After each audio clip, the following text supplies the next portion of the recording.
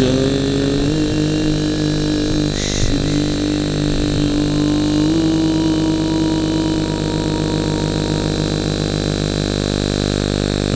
नमः सिद्धेभ्यः।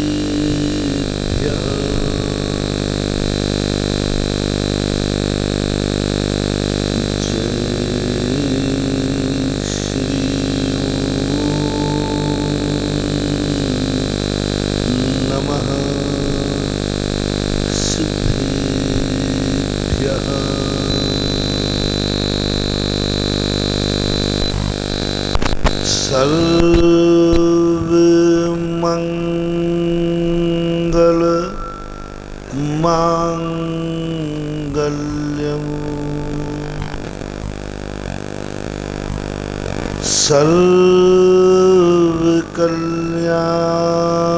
सर्वकल्याणकारकं प्रधानं सर्वधर्माणां जैनं जयतु शासनं जैनं जयतु शासनं जैनं जयतु शासनं। पंच परमेष्टि भगवान की, आचार्य श्री गुरुवर कुंद कुंद महाराज की, आचार्य श्री गुरुवर विद्यासागर महाराज की।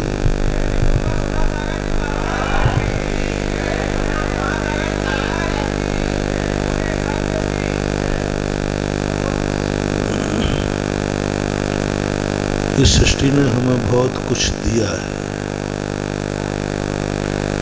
हमसे लिया कुछ भी नहीं। महान आत्माएं सदा देती रही हैं, लेती कुछ भी नहीं। आकाश ने हमें छाया दी, हमने उसको कुछ भी नहीं दिया। हवाओं ने हमें प्राण दिए, ऑक्सीजन दी, हमने कुछ नहीं दिया। नदियों ने हमें जल दिया, हमने कुछ भी नहीं दिया।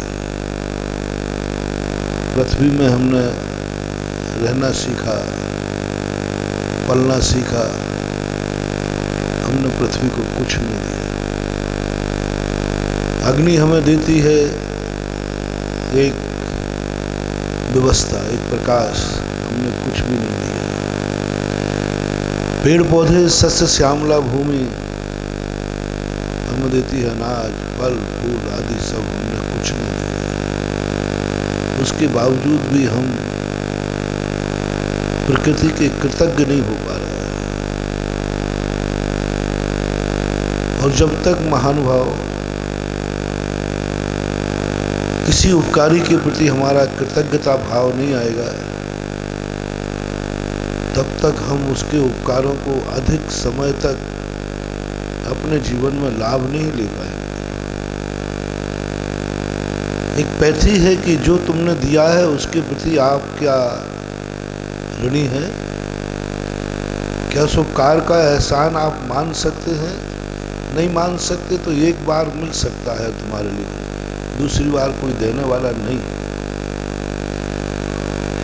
सबसे बड़ी भूल हमारी दुनिया में यही होती आई अनादिकाल से, यूज एंड थ्रू।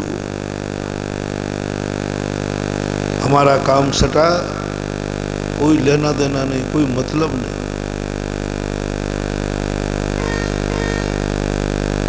और ये नियम है कि हमारे ऊपर थोड़ा सा भी उपकार कोई करे, कृतोपकारम न विस्मरन्ति साधवः। वैष्णव दर्शन के दार्शनिकों ने तो गजब कर दिया कि जिन जिन ने उपकार किए थे उन्हीं को देवता मान के पुजवा दिया। जल को देवता मान के पूजा करा दी, पृथ्वी को मां मानकर पूजा करा दी, वायु को वायु देवता, आकाश तत्व सबको पूजा करा दी, अग्नि देवता। पूजा कराने का अर्थ ये नहीं है कि वो भगवान हो गए, पूजा का अर्थ है कि हम उनके ऋणी हो गए। भगवान पुजारियों से प्रसन्न नहीं होते।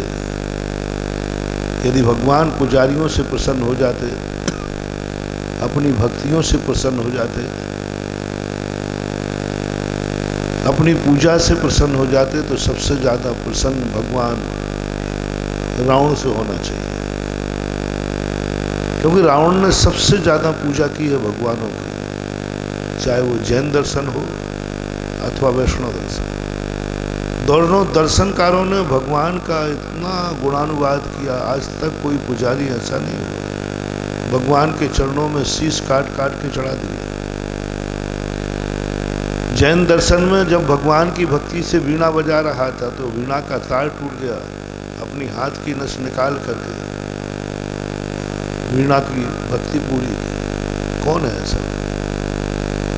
लेकिन उसके बावजूद भी उसकी भक्ति भगवान ने स्वीकार नहीं की। प्रकृति ने उसे भक्त नहीं माना, उसे पापी माना। इतनी बड़ी भक्ति करने वाला तो भक्त के नाम से प्रसिद्ध होना चाहिए था। सारा जगत उसे भगवान के भक्त के नाम से मानता है, लेकिन हर व्यक्ति पापी मानता है। भक्ति तो उसकी कहीं चर्चा भी नहीं है कि रावण की भक्ति है। पापी है, निंदनीय है। इतने बड़े भक्त को भी भगवान ने कोई अपने भक्तों की श्रेणी में नहीं रखा। इससे सिद्ध यह हुआ कि भगवान हमारी भक्ति से प्रसन्न नहीं होता। भगवान जयकारों का भूखा नहीं है। भगवान तुम्हारे नमोस्तु नमस्कारों का भूखा नहीं है। भगवान तुम्हारे प्रसाद का भूखा नहीं है। भगवान तुम्हारी पूजाओं का भूखा नहीं है। भगवान को कोई चुनाव में खड़े होकर के कोई दुनिया का कोई नेता का पद नहीं जीतना है जो अपनी वोटें बढ़ावे। भगवान वो पद है। भगवान उसके पीछे होता है जो भगवान का एहसान मानता है। भगवान के प्रति उसके अंदर एक ऐसा अनुराग भाव जागता है, ऐसा अनुराग भाव, ये भगवान मेरा कुछ भी नहीं, मेरी एक इच्छा है कि तू मुझे जिस भांति रखेगा मैं रहूंगा, इसी में खुश है। एक बार एक गरीब था, बहुत व्यक्ति गरीब था, बड़ा खुश नजर आया। वो थोड़ा धंधा ठीक नहीं करता था, तो मैंने कहा भाई देखो तुम इतना गंदा धंधा क्यों करते हो? देखो पैसा कमाना है तो जैनियों के भी तो धंधा करते हैं, ऐसा कोई अच्छा धंधा करो। उन्होंने कहा महाराज जैनियों के पास पैसा होता है इसलिए वो बड़ा धंधा कर लेते हैं, अच्छा धंधा कर लेते हैं। हमारे पास पूंजी नहीं है, पैसा नहीं है, इसलिए हम ऐसा नहीं कर पाते। वो पशुओं को काट करके मांस बेचता था और उसने मैंने बहुत कहा कि भाई बहुत अच्छी चीज़ आप करो, और जैनी पैसे वाले होते हैं तो तुम जैनी बन जाओ ना। महावीर को मानने वाले महावीर पैसे वाले होते हैं तो तुम मानने लग जाओ ना। उन्होंने कहा महाराज नहीं मान पाऊंगा। तो मैंने कहा तुम परेशान तो हो ना? बोले परेशानी झेल लूंगा। बहुत बड़ा जवाब उसने दिया। मैंने क्यों? बोले यदि इस कुदरत को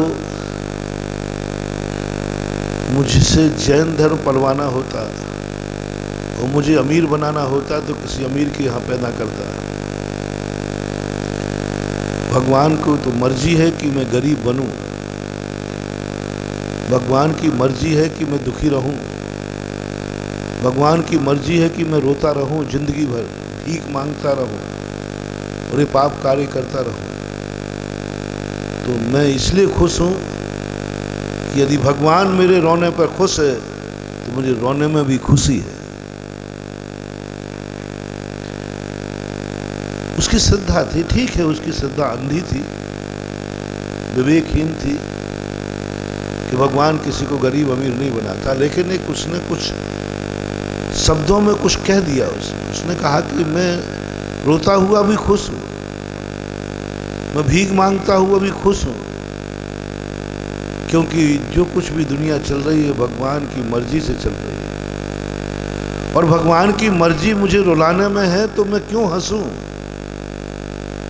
मैं तो भगवान के लिए रोने को भी तैयार हूं। भगवान की जब मर्जी है कि मैं भीख मांगूं तो मैं क्यों कष्ट उठाऊं?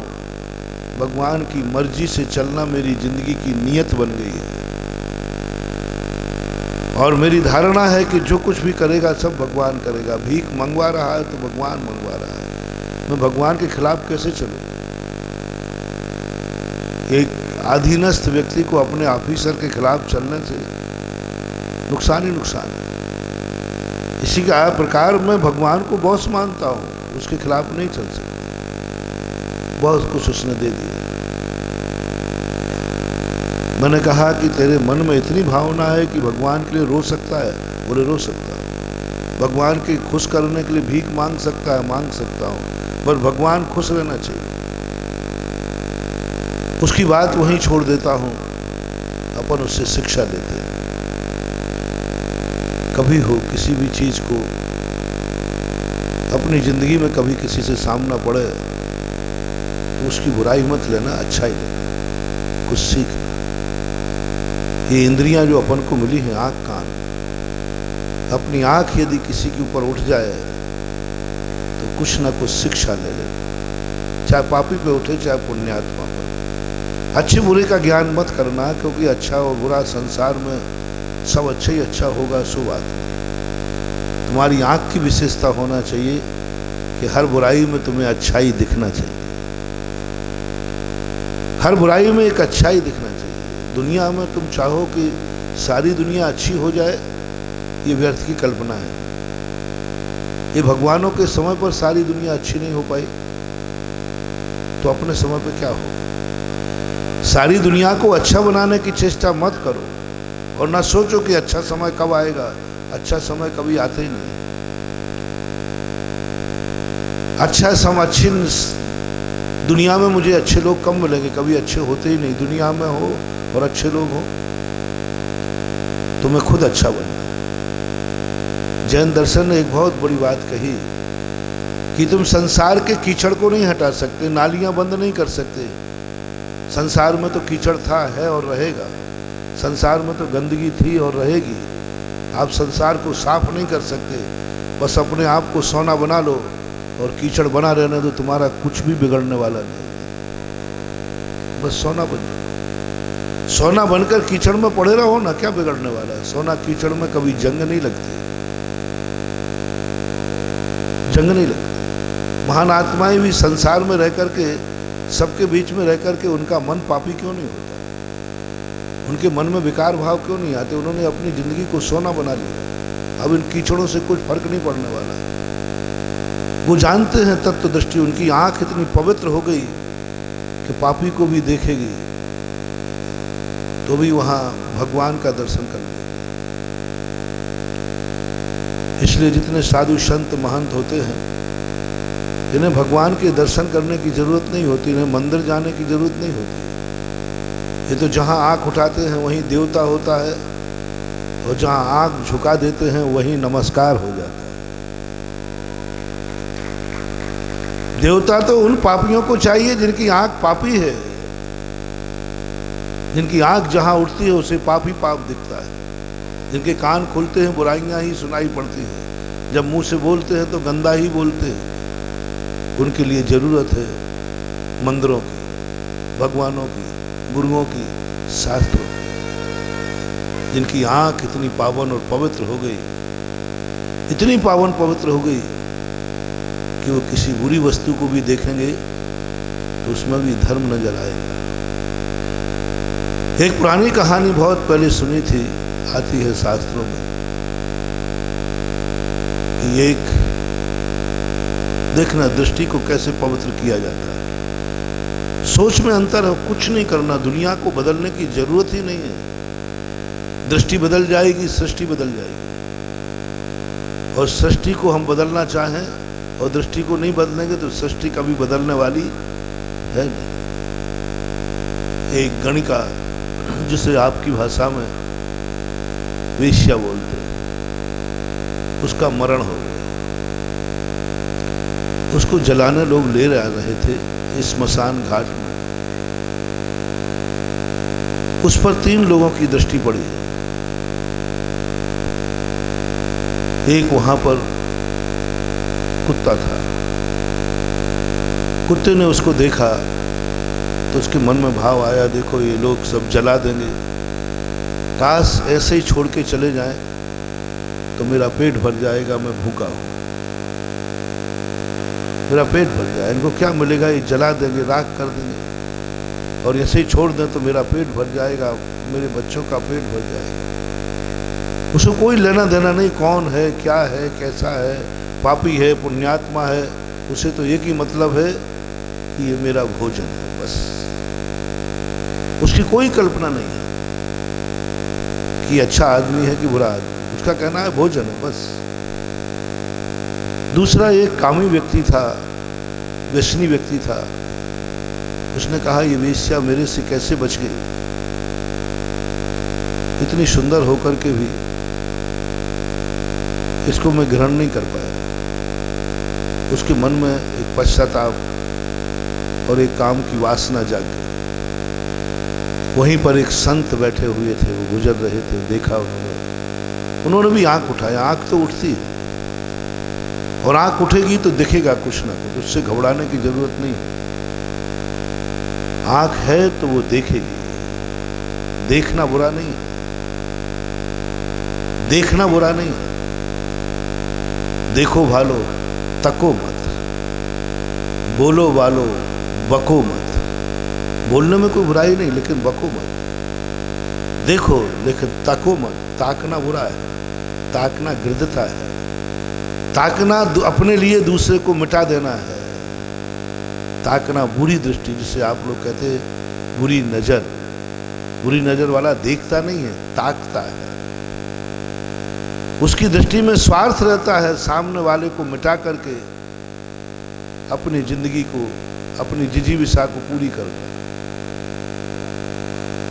और पहली दृष्टि में तो महाराज ने जब देखा, उसने कहा ओहो, वो भी समझ गए कैसा है संसार, कितनी दुर्लभता से इसने मनुष्य पर्याय पाई थी।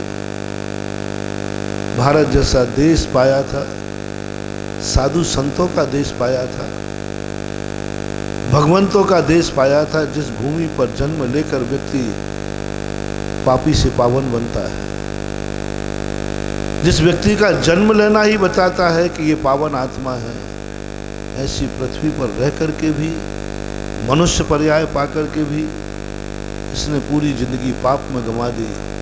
ओहो, उन्होंने आंख बंद करके कहा, भगवान, संसार में किसी को मनुष्य पर्याय मिले उसका पाप भाग। अब एक ही शव को 3 लोगों ने देखा, तीनों के परिणाम 103 थे कि 1, लेकिन विचार बस संसार ऐसा ही है। संसार में सब अच्छाइयां बुराइयां सब रहेंगी, मत तुम तो ये देखोगे तुम क्या देखना चाहते, तुम्हारी हवस क्या है, तुम्हारी चाह क्या है। यदि तुम्हारी चाह भोजन तक है तो तुम कुत्ते से ज्यादा नहीं हो। तुम्हारी हवस मात्र इंद्रियों तक है, तुम एक कामी भोगी से ज्यादा नहीं हो। और तुम्हारी भाव यदि है कि इसका भी कल्याण हो सकता था।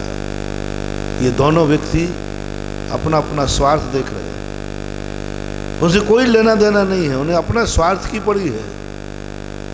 महात्मा कौन है, संत कौन है, इन्हें अपने की नहीं पड़ी, क्या लेना देना था उनको। अपना आत्मा का कल्याण करते, अपने आत्मा का ध्यान नहीं, इसका भी कल्याण हो जाता। यानी उनके मन में भाव आ रहा है, गंदी वस्तु, गंदे व्यक्ति को देख करके भी उसके प्रति घृणा भाव नहीं आया, गंदे व्यक्ति को देख करके भी घृणा भाव नहीं आया। उन्होंने उसको बुरी दृष्टि से नहीं देखा, उन्होंने ये कहा ये जीव का भी कल्याण हो सकता था, उसके प्रति भी कल्याण भाव। महान आत्माएं घृणा पाप से करती हैं, पापी से। जिस दिन पापी से घृणा हो जाएगी महान आत्माओं को, उसी दिन संसार के कल्याण का मार्ग रुक जाएगा। क्योंकि संसार तो वैसा ही है जैसा कल था वैसे ही आज है, लेकिन वहां पर दृष्टि अपने देखना है। हमें देखना है कि हमें जो आंख मिली है, दिन भर में ये आंख हम कितनी अच्छाइयों को देख पाते हैं। काउंट करो, कहां से होती है परमात्मा का आशीर्वाद, कहां से हमारी जिंदगी कठिन होकर के भी सरल हो जाती है। Difficult but possible. पहली बात तो सरल मानना ही मत। मैंने कहा था ना कल, आंख मिलना सरल है नहीं है, बहुत कठिन है। और आंख से अच्छाई देखना, कभी साधना करना महानुभाव, क्या है तपस्या, क्या है साधना, कैसे बनते हैं कोई महान आत्मा है, कोई गॉड गिफ्ट नहीं है, कुछ नहीं बनते, कुछ नहीं। जो कल मैंने कहा था, एक व्यक्ति को देखने के लिए व्यक्ति की आंखें तरस रही हैं, होता है, उसका दर्शन मिलते ही एक आनंद की लहर आती है। आज मैंने एक भगवान का दर्शन कर लिया, आज मैंने एक संत का दर्शन कर लिया। क्या है? दोनों ही चीजें, दोनों चीजें। उनको देखने का मन क्यों होता है? हम क्यों कहते हैं देव दर्शन, गुरु दर्शन? क्यों हमारी आंखें तरसती हैं? क्यों तरसती हैं हमारी आंखें? सुबह उठते ही हमारे भारतीय लोगों का मन क्यों करता है कि मैं भगवान के दर्शन कर लूं? क्यों करता है? क्यों करता है मन कि मैं गुरु का दर्शन हो जाए, मेरी जिंदगी में मैं सफल हो जाऊं? कुछ भी महानुभाव, उन आत्माओं ने अपने पूरे शरीर का एक एक रोम इतना पावन किया है कि उनके ऊपर जिनकी आंख देख लेती है वो आंख भी पावन हो जाती है। क्यों देखते हैं अपन भगवानों को? क्या लेना देना है भगवानों से हमारा? और क्या देने वाले हैं भगवान? कुछ नहीं देने वाले। पर भगवान इतना पावन है कि जब तक हम उसकी आंख को देखते रहते हैं, हमारी आंख में पाप भाव नहीं आता, बुरा भाव नहीं आता। बोलो महानुभाव, भगवान को देखते समय तुम्हें कैसे भाव आते हैं? 90% बताओ अच्छा भाव आता, बुरे भाव नहीं आते, अच्छे परिणाम आते, बहुत अच्छा लगता है, ऐसे लगता है देखते ही रहो। कितनी बड़ी शक्ति है उसमें। हम पावन नहीं है, वो पावन है। देखने मात्र से हमारे विचार पावन हो गए, हमारे पाप के भाव नष्ट हो गए और हमें ऐसे लगने लगा कि मैं धन्य हो गया। भगवान के दर्शन करते जिस आत्मा को देख करके ऐसा लगे, जिस आत्मा को देखने के बाद अपनी अनुभूति में ऐसा आवे कि मेरे पाप समाप्त हो गया, पाप नहीं आ रहा है, उसी का नाम भगवान है, उसी का नाम गुरु है, उसी का नाम पूजनीय है। बस जिसको देख करके एक ऐसी झलक आवे कि नहीं, मैं तो आज धन्य हो गया, मेरे जीवन में कितना पुण्य आया, आज मैंने इस आत्मा का दर्शन कर लिया। और उसके दर्शन करने के लिए एक तलब लगे, तलब लगना चाहिए। रात में घड़ी बार दिखना चाहिए, कहीं प्रातः काल हो गया है। भगवान के अभिषेक और पूजन से कुछ होने जाने वाला नहीं है। तुम्हें कितनी तलब लग रही है? जैसे तुम्हें कभी किसी दिन ट्रेन से जाना हो तो आप रात में 10 बार घड़ी देखते हैं, कहीं सुबह ना हो जाए, बार बार उठते हैं। ऐसा कभी ऐसा हुआ कहीं मुझे नींद नहीं आ जाए, भगवान के मंदिर का अभिषेक ना छूट जाए? घड़ी क्यों बार बार घड़ी क्यों देख रहे हो? बोले आज अभिषेक का क्रम जल्दी होना है, कहीं प्रभु का अभिषेक। तलब, तलब क्रिया में महत्व नहीं है, तलब की चीज है। क्रिया में आनंद नहीं है, तलब का एक बहुत बड़ी चीज है। तुम्हें क्या कभी मंदिर की तलब लगी? कभी नींद हराम हुई? कभी ऐसा आया कि घड़ी में बज गया, इतना बजा, कहीं मेरा समय न चूक जाए? प्रवचन सुनने से कुछ होने जाने वाला नहीं। कभी प्रवचन का तलब लगी? कितना बड़ा बलिदान किया तुमने प्रवचनों के लिए। क्या ऐसा लगा कि मेरी जिंदगी का एक प्रवचन न छूट जाए? गुरु के मुख से निकला हुआ शब्द मेरे कान के बिना नहीं जा सकता। मेरी तलब है। आज भगवान का दर्शन नहीं हुआ, बोले भोजन भी नहीं होगा, बात खत्म हो गई। जिंदगी भर भोजन भगवान का दर्शन किया एक व्यक्ति ने, और एक व्यक्ति ने कहा कि आज मैं मंदिर नहीं गया। बोले ठीक है, तो क्या इसका क्या, नहीं गया कल चले जाना। बोले नहीं, पहले आज की बात करो, आज भोजन नहीं होगा। सारा ब्रह्मांड कांप गया। प्रतिदिन भगवान का दर्शन करता था। अरे एक दिन नहीं हुआ तो क्या हो गया, एक दिन दर्शन नहीं हुआ तो इतना क्या विकल्प करना, कल कर लेना, शाम को चले जाना। नहीं, आज भोजन पानी नहीं होगा। हमने बहुत सारे भक्तों को देखा, उन्होंने कहा आज भगवान का अभिषेक नहीं मिला, मैं भोजन नहीं करूंगा, स्नान नहीं करूंगा, कुछ नहीं करूंगा। आज यही प्रायश्चित। एक व्यक्ति ने जिंदगी भर भगवान का पूजन अभिषेक किया है, और एक व्यक्ति ने भगवान का दर्शन नहीं मिलने पर उपवास किया है। उस उपवास करने वाले का पुण्य अनंत गुना ज़्यादा है। उसने मूल्य दिखा दिया कि मेरे लिए भगवान, तुमने मूल्य नहीं दिखाया, उसने मूल्य दिखा दिया कि भगवान से बड़ा मेरा भोजन पानी नहीं है। एक बार भगवान की एक बहुत अच्छी परीक्षा हुई कि भक्ति कैसी है तुम्हारी। उनसे पूछा गया कि सबसे जिंदगी का अशुभ दिन कौन सा है। तो बोले जिस दिन तुम्हारे घर में कोई मर जाए वो अशुभ दिन। बोले नहीं, ये भी कोई खास नहीं, मरते रहते। किसी दिन डाका पड़ जाए। बोले ये भी कोई नहीं, लुटते रहते। किसी दिन तुम्हारी बीमारी आ जाए। बोले ये भी आती है, कोई अशुभ दिन नहीं है। जिस दिन तुम्हारे मरने का दिन आ जाए। बोले ये भी कोई बड़ी चीज नहीं, सब मरते ही रहते हैं। सैकड़ों आइटम गिना दिए उस भक्त को। भाई तेरी जिंदगी में सबसे बुरा दिन कौन सा है, सबसे पापी दिन कौन सा है तेरे, जिसमें तू ये कह सके कि ये मेरे लिए बहुत अशुभ है। गजब, भगवान सारी चीजें गिनाता रहा वो देवता। ये चीज अशुभ है, ये चीज जिससे सारी दुनिया दुखी होती है। देवता थक गया। बोले तेरी जिंदगी में कोई अशुभ दिन नहीं।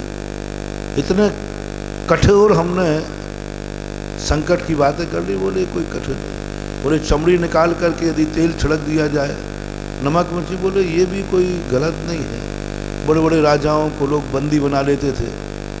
पृथ्वीराज चौहान की भी आंखें निकाल करके नमक मिर्ची भर दी गई थी। तो ये तो दुश्मन दुश्मन के साथ करते ही है, कौन सी बड़ी बात है। सारे जितने भी थे, तेरा मांस को नोच नोच करके पक्षियों को खिलाया जाए। बोले ये भी कोई बात नहीं। जंगलों में कितने पशु पक्षी हैं जो जीवित में पक्षी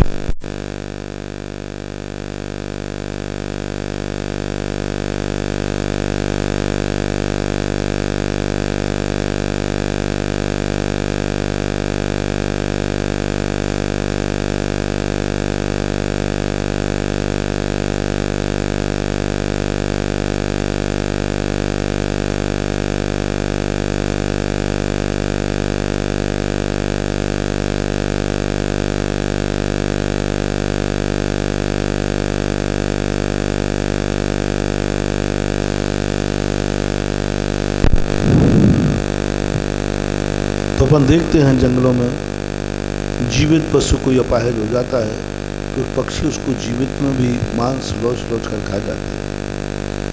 तो अंत में देवता थक गया। वो पूछता है कि फिर तेरी जिंदगी का अशुभ दिन कौन सा है। बहुत गजब की बात कही। जिस दिन मेरी आंखों से मैं परमात्मा का दर्शन नहीं करता हूं वही मेरी जिंदगी का सबसे अशुभ दिन। जिंदगी का अशुभ दिन आज मेरी आंखों ने, मैं तो पावन हूं नहीं, मैं तो पावन हूं नहीं, मेरी जिंदगी में पावनता कहाँ है। लेकिन बस मेरी जिंदगी का एक ही लक्ष्य है कि यदि मुझे अपनी आंखों से किसी पावन आत्मा को देखने मिल जाए इससे बड़ा पुण्य नहीं।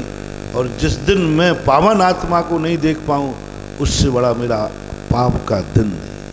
अभी पावन हुआ नहीं है, माँ देखने में।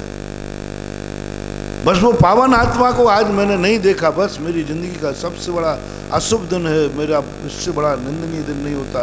उस दिन वो अन्न जल ग्रहण नहीं करता।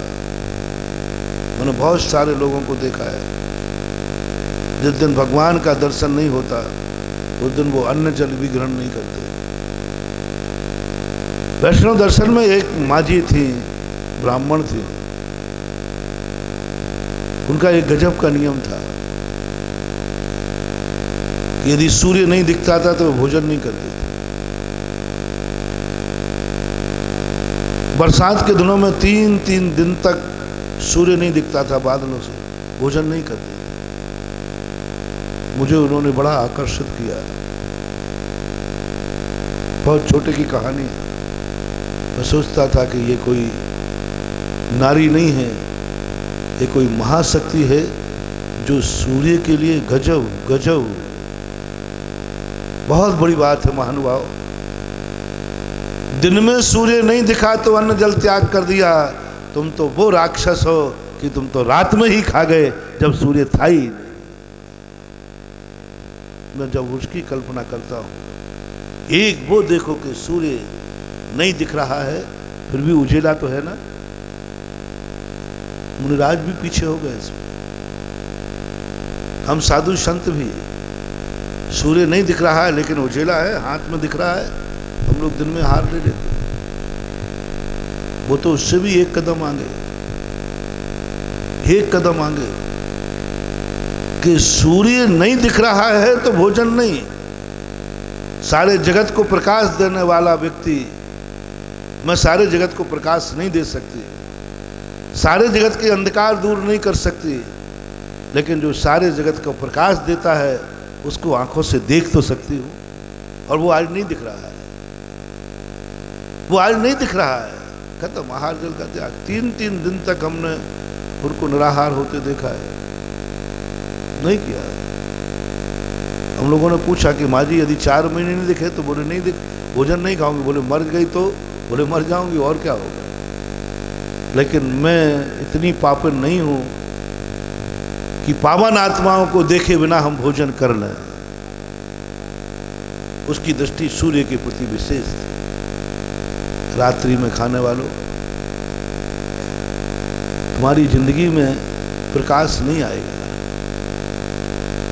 तुम्हारी जिंदगी में कभी तुमने प्रकाशवान का आदर किया ही नहीं।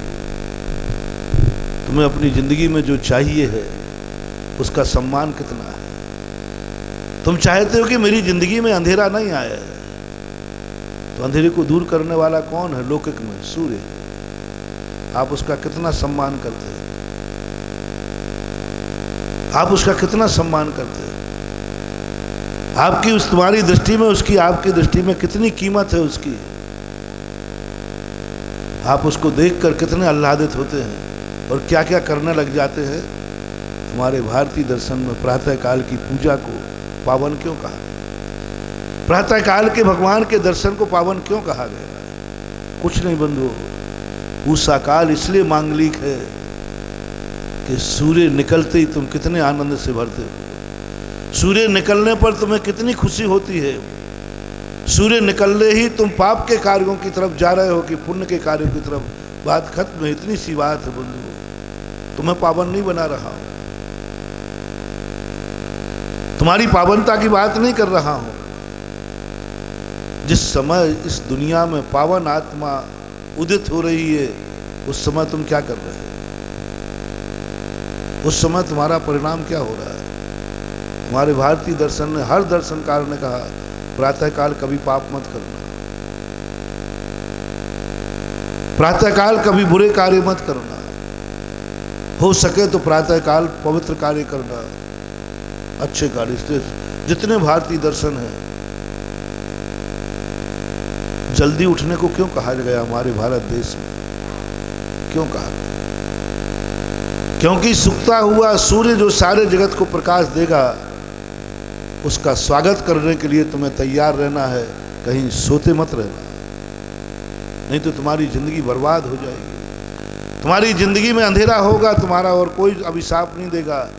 उगते हुए सूर्य का, आए हुए अतिथि का, आए हुए उपकार को हम वेलकम नहीं कर सकते,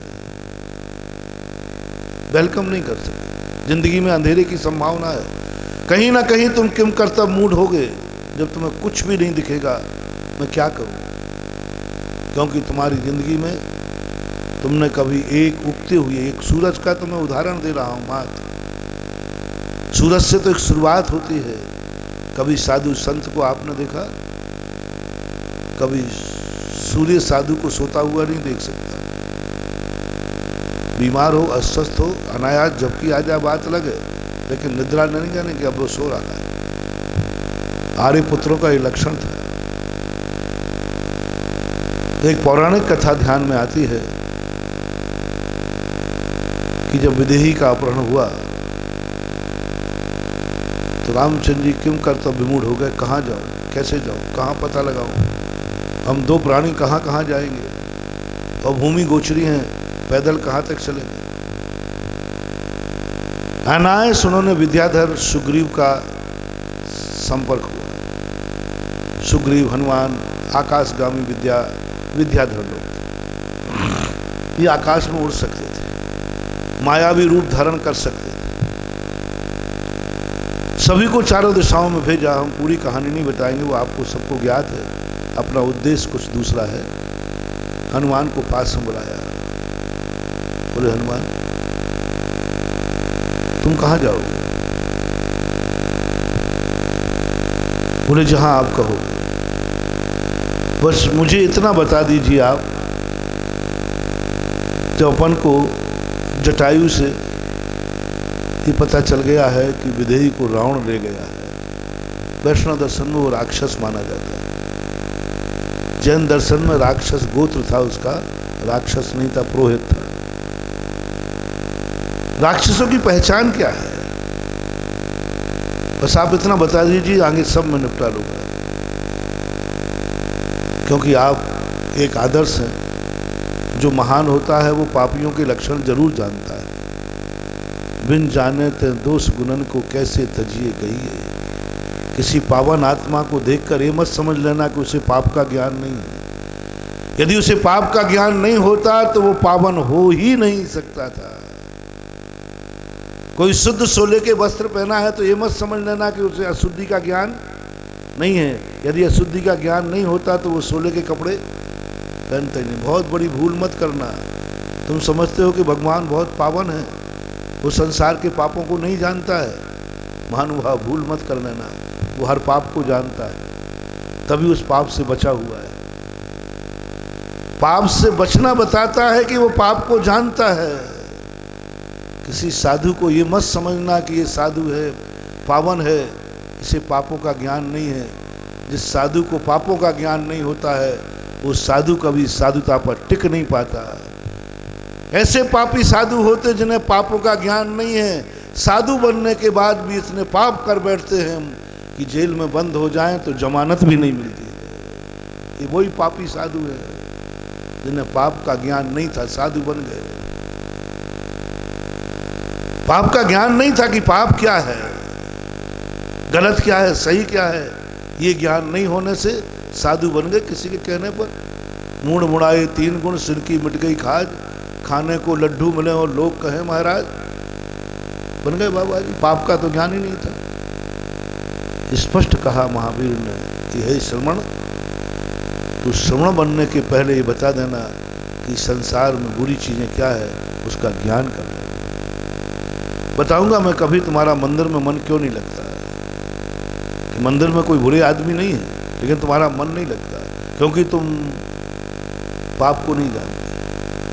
पुण्य के कार्यों में तुम्हारा मन क्यों नहीं लगता? क्योंकि तुम पाप को नहीं जानते। पाप करना अलग चीज है और पाप को जानना। पाप कर रहा है इसलिए वो पाप को जानता है, इतना मत मानना। पाप को करने वाला पाप को जाने, कोई नियम नहीं। पाप को नहीं करने वाला ये मत समझना कि वो पाप को नहीं जानता है। मेरी गारंटी है, जो व्यक्ति पापों को अच्छी तरह मान करके साधु बनेगा, कभी उसकी जिंदगी में साधुता पर कलंक का धब्बा नहीं आ सकता। कभी मत, ये मत समझना कि ये पावन है, इन्हें पापों का ज्ञान नहीं है। उनकी पावनता बता रही है, उनकी पावनता बता रही है कि उन्होंने हर पाप को जान लिया है और वे सब कुछ जानते हैं। करने के बाद ही हर व्यक्ति का ज्ञान हो। एक व्यक्ति ने मेरे से कहा, गुटखे का दीवाना था, मैंने एक दिन गुटखे के ऊपर, शराब के ऊपर, नशे पर प्रवचन दिया, बहुत जबरदस्त दिया, उसकी जम की बुराई की। वो व्यक्ति जो जिस पर दीवाना होता है वो उसकी बुराई नहीं सुनता। ठीक है, मैं भगवान पर दीवाना हूँ, भगवान की बुराई नहीं सुनूंगा। आप भी जिस पर दीवाने होते उसकी बुराई नहीं सुनते। जो गुटखे का बहुत बड़ा दीवाना था, प्रवचन के बाद मेरे पास आया, बोले महाराज जी आप गुटखे की बुराई करते हैं, आपने कभी गुटखा खाया क्या? मैंने कहा नहीं खाया। बोले आपने शराब पी? मैंने कहा नहीं पी। आपने गांजा भांग खाया? मैंने कहा नहीं खाया। तो महाराज जिसके संबंध में आप कुछ नहीं जानते उसके संबंध में क्यों बोलते हो? मैं आपके धर्म के संबंध में नहीं जानता, मैं तो नहीं बोलता हूं। धर्म की बातें मुझे याद नहीं, मैं बोलता नहीं, क्योंकि मैंने धर्म कभी किया नहीं। जब आपने पाप किए ही नहीं है, आपने व्यसन किया नहीं है, तो उसकी बुराई क्यों करते हो? ये अनधिकृत चेष्टा है आपकी। बहुत जबरदस्त क्रोध में था वो। मैं आपके धर्म की बातों में, ना मैं धर्मात्मा हूं, ना मैं धर्म करता हूं, धर्म का मुझे ज्ञान नहीं है, इसलिए मैं धर्म की बात पर कभी चर्चा नहीं करता, क्योंकि मुझे ज्ञान नहीं, मैंने किया ही नहीं। आप ये दुनिया भर के संसार की बातों पर आक्षेप करते हैं। या तो आपने ये सब किया है, और नहीं किया है तो आप बोलना बंद कीजिए। ये सब कागजी घोड़े, ये मन कल्पित बातें, सुनी सुनाई बातें, सुनी सुनाई बातें। गुटखा खाने से कैंसर हो जाता है, ये हो जाता है, वो हो जाता है, ये सबको डराने धमकाने वाली बात है। मैं 20 साल से खा रहा हूं, मुझे कुछ नहीं हुआ। आप प्रमाण है कि मैं प्रमाण हूं? आप प्रमाण है कि मैं प्रमाण हूं? मैं खा रहा हूं, मुझे कुछ नहीं हुआ। आपने जो जो प्रवचन में कहा वो सब गलत है, क्योंकि मैंने कि बहुत अच्छी बात। जब कोई गर्म होता है ना, तो एक नीति है कि अपन को ठंडे रहना चाहिए। आप लोग भी ये नीति सीख लो। आप भी नीति, आपके घर में भी जब कोई गर्म हो तो तुम बिल्कुल इतने ठंडे पड़ जाना, इतने ठंडे कि अस्तित्व नहीं है, झगड़ा खत्म हो जाएगा। और सामने वाला गर्म हो, मैं उससे मैं कहता है जवान सवान के बोल, तो 4-5 लोग वहाँ खड़े थे, वो उसको थप्पड़ मार देते। वो चुप तो हो जाता है, लेकिन उसकी ज़िंदगी नहीं बदलती।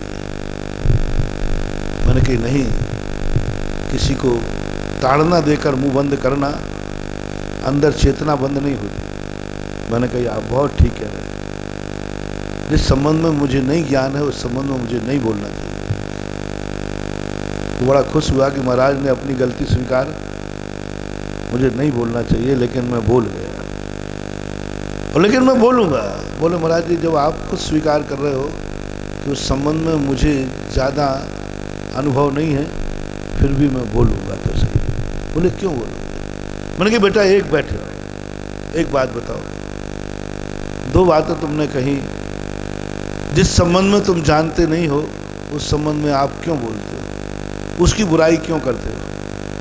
उससे क्यों बचने की बात करते हो? आपको तो मालूम ही नहीं है कि ये चीज़ है क्या। मैंने कहा एक बात बताओगे बेटा?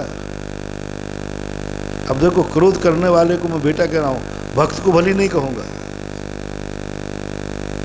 साधुओं की भाषा ही उल्टी होती है। मैंने कहा बेटा एक बात बताओगे, सेल्फास कैसा है?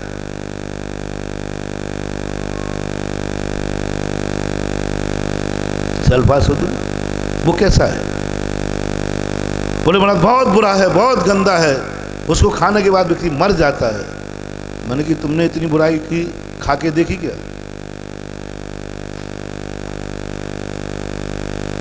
कभी खा के देखते, और उसकी वेदना होती कि वो नसों को फाड़ देता है, तड़पाता है, और तुम मर जाते, फिर कहते कि हाँ सेल्फास मैंने खा के देखा है। मैंने कि मैं आपको छोड़ूंगा नहीं बेटा, पहले जवाब चाहिए। और यदि तुमने यहां से भगने का प्रयास किया तो अभी हाल मैं सेल्फ फास्ट मंगाऊंगा और जबरदस्ती तेरे मुंह में डालूंगा। तूने सेल्फ फास्ट की बुराई की तो किस आधार पर की? एक बार तुझे सेल्फ फास्ट खाना पड़ेगा। 2 मिनट में वो घबरा गया, बोले महाराज नहीं खाऊंगा। क्यों नहीं खाओगे? तो उसको बुरा कैसे मान लिया? क्यों फेंक रहे हो? क्यों छोड़ दिया? आप लोगों का क्या जवाब? अभी तक तुम्हें कोई समझाने वाला मिला नहीं है, इसलिए दादागिरी चलती जाती है। सब लोग बुराई करते हैं। महाराज लोगों का तो काम ही है बुराई करना। उन्हें संसार में सुखी नजर नहीं आता। संसार के हर सुख को हर बेटा अपने माँ को इडियट कहता है, बुद्धू कहता है। इस माँ को कुछ समझ में नहीं आता, इसकी तो कुछ अकल ही नहीं। ना इसको खेलने में आनंद आता है, खेलने जाने नहीं देती। मैं मिट्टी खाऊं तो उसको नहीं खाने देती। इसको क्या पता कि मिट्टी का आनंद क्या है? 99% हर बालक अपनी माँ को बुद्धू मानता है। यही उसके विनाश का कारण है। 99%। आप देखना, गौर से कभी करना, जब किसी बच्चे का दोस्त उसको बुलाने आवे, चलो यार अपन चलते हैं गिल्ली डंडा खेलने के लिए, तो माँ मना करती है, बेटा बाहर नहीं जाएगा। तो उसका दोस्त कहते नहीं माँ मना कर रही है। तो आप इशारे से देखना वो अपने दोस्त को क्या कहता है, इसका दिमाग खराब है, इसका स्क्रू ढीला है, यूं बता देता है। इशारे बोलेगा नहीं तो पिटेगा। 99% बच्चे अपनी माँ का स्क्रू ढीला मानते हैं, तभी तो वो चिल्लाती रहती है और वो दौड़कर खेलने चला जाता है। उसका खेलने जाना क्या बता रहा है कि मैं ज्ञानी हूं, ये मूर्ख है। ये जो कह रही है वो गलत है, मैं जो कर रहा हूं वो सही है। ऐसा बताओ इसमें से कौन सा बालक है जिसने अपनी माँ को मूर्ख मान करके और अपने को बुद्धिमान मान करके माँ के मना करने पर खेलने नहीं गया हो? हर बालक। कितने बालक हैं जो कहते हैं कि नहीं सोना ठीक है, पढ़ना ठीक नहीं, माँ गलत है। 100% मान लो तो कोई बड़ी बात नहीं। हर व्यक्ति ने अपने माँ को बुद्धू माना है। मैं जान रहा हूं कि तुम मुझे कितना बुद्धू मानते हो। थोड़ा बड़े हो यूं नहीं करोगे क्योंकि तुम्हें मालूम महाराज पकड़ लेगा। लेकिन जिस बात का मैं उपदेश देता हूं, हमने कई बार सुन लिया है, आप बता देना, मुझे मालूम है। यदि तुमसे किसी का उपदेश दिया है कि भाई गुटखा मत खाना, शराब मत पीना, ये रात्रि आदि भोजन नहीं करना, और बाहर जाकर तुम्हारा दोस्त कहे कि यार तू तो गुटखा खा रहा, महाराज ने क्या कहा है, तो तुम्हारा क्या जवाब होगा? बोलो, महाराज का काम क्या है? यही जवाब है ना। हम महाराज की बातें मान ली तो हो गए बाबा जी।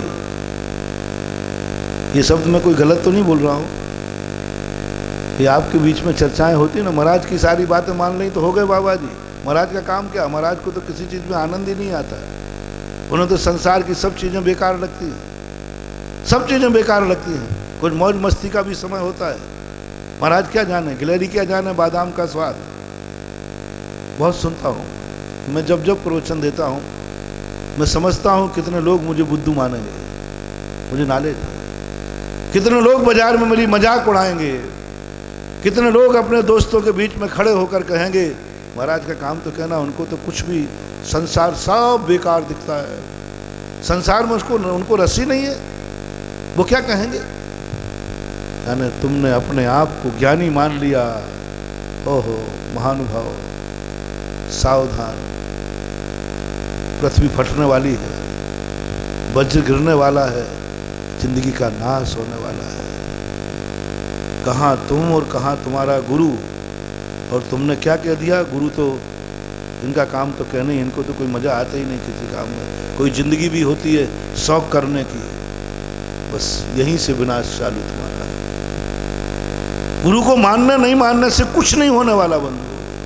कितनी जयकारें बोल दो ना, कितने नमोस्तु कर लो ना, रावण की जो बात मैंने कही थी, कितना ही कर लेना। रावण भगवान को मानता था, लेकिन भगवान की बात की मजाक उड़ाता था। भगवान को मानने में कमी नहीं थी, भगवान को 100% मानता था, लेकिन भगवान की बात मानने की मजाक उड़ाता था। भगवान की बात मान ली तो जिंदगी मौज मस्ती के लिए मिली है, खाने खेलने के लिए मिली है, ऐसी बातें मान ली तो हो गया कल्याण, हो गए बाबा जी। ये मजाक उड़ाया था, और ये मजाक 90.99 लोग उड़ाते हैं अपने गुरुजन की, और 100% उड़ाते हैं लोग अपनी माँ की। जिस व्यक्ति ने माँ को बुद्धू मान लिया वो कभी बुद्धिमान नहीं बन सकता। जिस व्यक्ति ने माँ के सामने कह दिया, माँ को क्या मालूम खेलने का क्या आनंद है, माँ को क्या मालूम मिट्टी खाने में क्या आनंद है, माँ को क्या मालूम दोस्तों के साथ घूमने में क्या आनंद है, माँ तो कुछ जानती नहीं है, समझती तो कुछ है नहीं, रोकती है। बस समझ लेना तुम्हारी जिंदगी का विकास रुक गया, इसलिए नहीं कि तुम खेलने जा रहे हो, इसलिए कि तुम माँ को बुद्धू समझ रहे हो। ये सबसे बड़ा पाप है। तुम बुद्धिमान बनो या न बनो, लेकिन अपनी जिंदगी में अपने पूजनी को बुद्धू मत मानना, कभी मत मानना।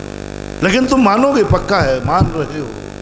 और मैंने जो पूछा, बोलो ऐसी गलती किस व्यक्ति से नहीं हुई है जिसने माँ को बुद्धू माना हो और स्वयं को ज्ञानी माना हो। माँ तो कहती रहती, ये तो मैंने सामान्य कही। आज तो तुम्हारे ब्यावर में ही ऐसे लोग होंगे जो माँ से मुंह से बोल देते, माँ चुप रही है, तू कुछ भी नहीं जानती। ऐसे लोग मिल जाएंगे कि नहीं, जो माँ बाप से क्या कह देंगे, तुम कुछ भी नहीं जानती, इडियट।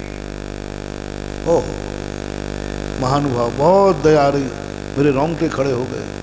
किसको बोल दिया तूने? जिस माँ बाप ने 9 महीने पेट में पाला, जिस माँ बाप ने तुझे गंदगी साफ की, जिस माँ बाप ने तुझे गोदी में उठाया, उसको तू कहती है तू कुछ भी नहीं जानती। अरे वे कुछ भी नहीं जानती, इतना तो जानती है कि तेरी रक्षा कैसे होती है, तुझे पालन करना जानती है। और जो मुझे पालन करना जानती है, उससे बड़ा ज्ञानी दुनिया में कोई हो नहीं सकता। महानुभाव, भगवान भी कहाँ लगता है। मेरा जन्म कैसे हुआ था हम बोल के भी नहीं जानते थे, हम देख के भी नहीं जानते थे।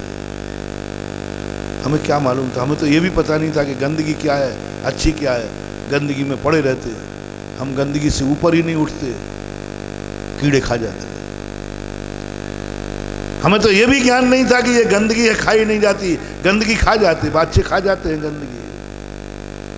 हमें तो ये भी मालूम नहीं था कि मक्खियां भी भगा पाता, ये मक्खियां ही हमारे लिए खा जाती। यदि जन्म के बालक को पटक दो सामने, शाम तक देखना मक्खियां छेद कर देंगे, मच्छर खा जाएंगे, क्योंकि उसमें भगाने की ताकत है नहीं। तुम्हारी औकात कितनी है कि तुम अपनी मक्खी भी नहीं भगा सकते थे सिर पर। जब तुम्हारा जन्म हुआ, मक्खियां खा जाते, कुत्ते बिल्ली खा जाते। उसमें और ज्यादा अकल है कि नहीं महानुभाव? हाँ, और ज्यादा अकल है कि नहीं महानुभाव? इतनी तो अकल है कि उसने बेटे के चेहरे की मक्खियां तो भगाई हैं, तो इसमें तो वो भी अकल नहीं थी कि मक्खियां भगा सकता। उसमें इतनी तो अकल है कि तुझे गंदगी से उठा करके पालने में सुला दिया, इतनी तो अकल है।